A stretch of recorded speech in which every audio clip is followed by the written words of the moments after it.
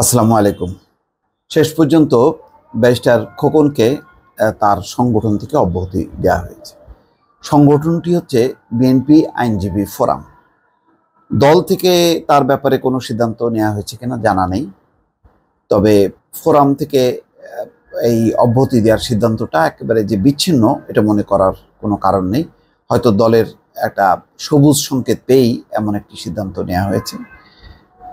এর মূল কারণ হচ্ছে যে তিনি যে সংগঠনের সিদ্ধান্ত উপেক্ষা করে সুপ্রিম কোর্ট বারের সভাপতি হিসেবে তিনি শপথ নিয়েছেন এবং দায়িত্বভার নিয়ে তিনি কাজ শুরু করেছেন।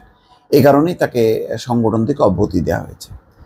বিষয়টা খুবই গুরুত্বপূর্ণ এই কারণে যে পদটা যেমন গুরুত্বপূর্ণ ছিল সুপ্রিম কোর্ট বারের সভাপতি পদে, ঠিক এই সময়টা, কেননা বিচার অঙ্গন অত্যন্ত গুরুত্বপূর্ণ।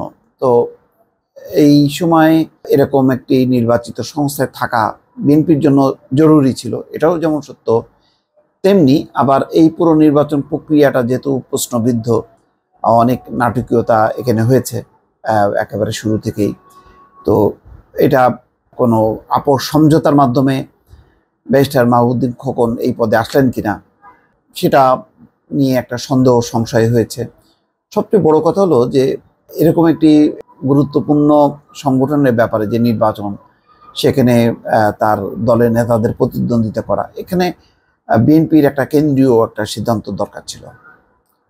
মানে এটা তো এক অর্থে আমি জানি না এখানে বিএনপির ফোরাম বা দল কতখানি লাভবান হবে। আবার এই সিদ্ধান্তের মধ্য দিয়ে মাহবুবউদ্দিন খোকন দল থেকেও বিচ্ছিন্ন হবার একটি প্রক্রিয়া শুরু হয়ে গেল। তো সব কিছু মিলে এটা মানে দলের জন্য ভালো হলো না, সংগঠনের জন্য ভালো হলো না, আর ব্যারিস্টার মাহবুবউদ্দিনের রাজনৈতিক ক্যারিয়ারের জন্যও তো অবশ্যই ভালো হলো না। তার অবশ্যই দলের কাছে নিবেদিত থাকা উচিত ছিল, দলের সিদ্ধান্তটা বোঝার দরকার ছিল, এবং তার যদি কোনো যুক্তি থাকতো সেটা দলের সাথে বোঝাপড়া করার দরকার ছিল। যদিও আমি খুব মানে আইনজীবী ফোরামটাকে গুরুত্বপূর্ণ মনে করি না। ব্যারিস্টার মাহবুবউদ্দিন খোকন আইনজীবী ফোরামের সদস্য কি সদস্য না, তার চেয়ে বড় কথা হলো যে তাকে ধরা হয় বিএনপির একজন কেন্দ্রীয় নেতা হিসাবে।